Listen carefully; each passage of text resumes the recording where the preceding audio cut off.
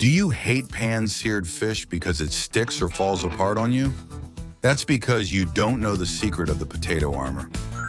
Hello, today in Saladolandia we're going to break a myth. Fish is not boring.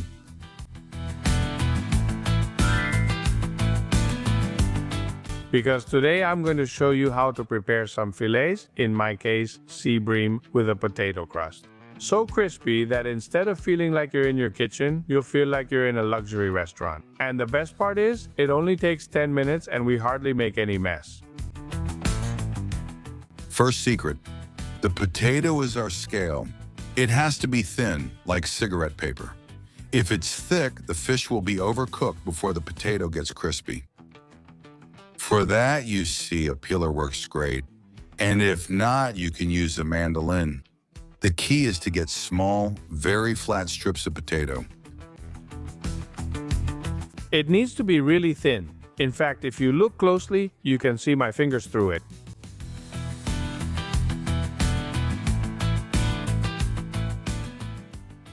Once I tried to cut it with a knife without making it too complicated, and just tried to make it a bit thinner, I ended up eating raw potato sushi.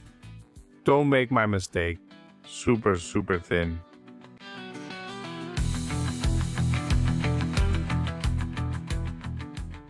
Second trick, you have to remove as much moisture as you can from the fish. So once it's washed, use paper towels or an absorbent towel, and we dry it really well. The drier it is, the crispier it'll be on the outside later. So it might seem like a minor detail, but it makes a big difference.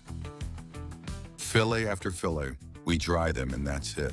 Don't skip this step if you want a chef-quality result.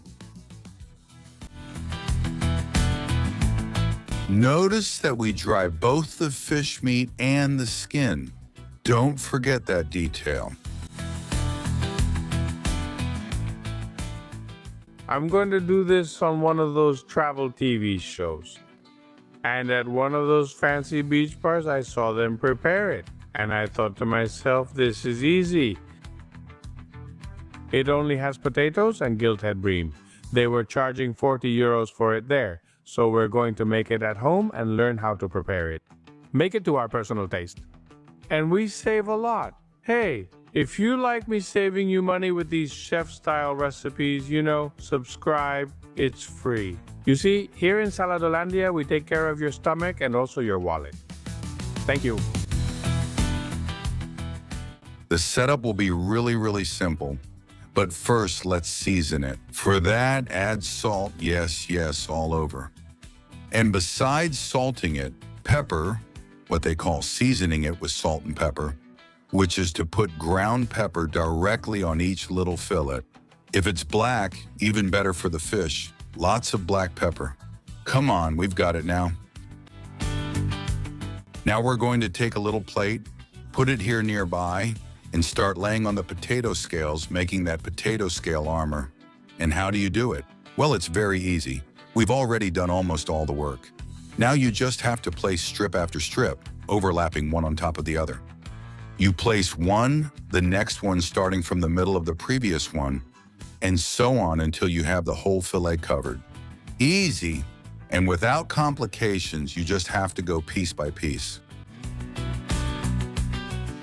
In the end, you're going to build that potato armor around it, and you'll repeat the same with all the fillets you want to prepare today.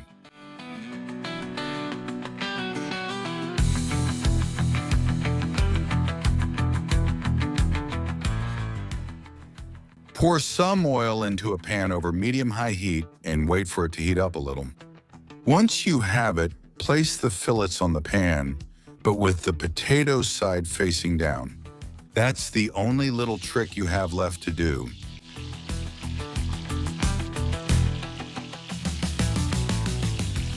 This is the moment for the brave. Resist the urge. Don't flip it yet.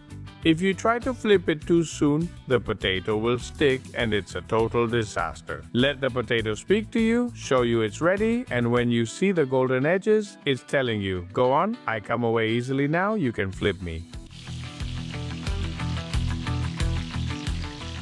And now I proceed to flip it.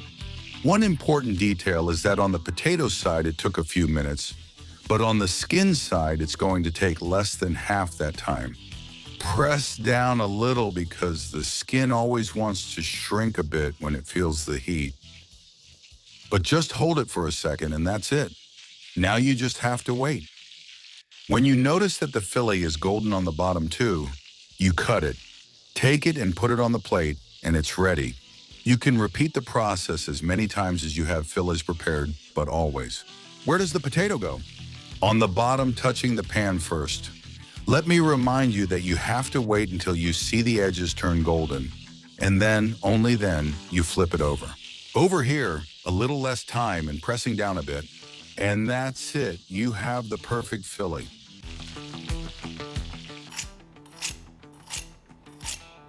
What a sound. And the joy doesn't just come from the crispy potato layer, it also creates a kind of crust that holds everything together. The inside of the fish. Cooking with all its moisture. That's why the fish turns out much juicier. So before I go, I'll show you how it looks inside, because I'm sure some of you might not dare to try it. Well, yes, it's cooked perfectly. It comes off the skin perfectly, and it's really, really juicy. You see that I made it with gilthead bream, but there are many types of fish that work great with this. As long as you can fillet it, everything will be fine. So I hope you can help me out a bit and tell me, what's your favorite fish? And what was it at your home? Because I found out it's never the same. The one you like as a kid isn't the one you like as an adult. What's your problem with me? Thank you.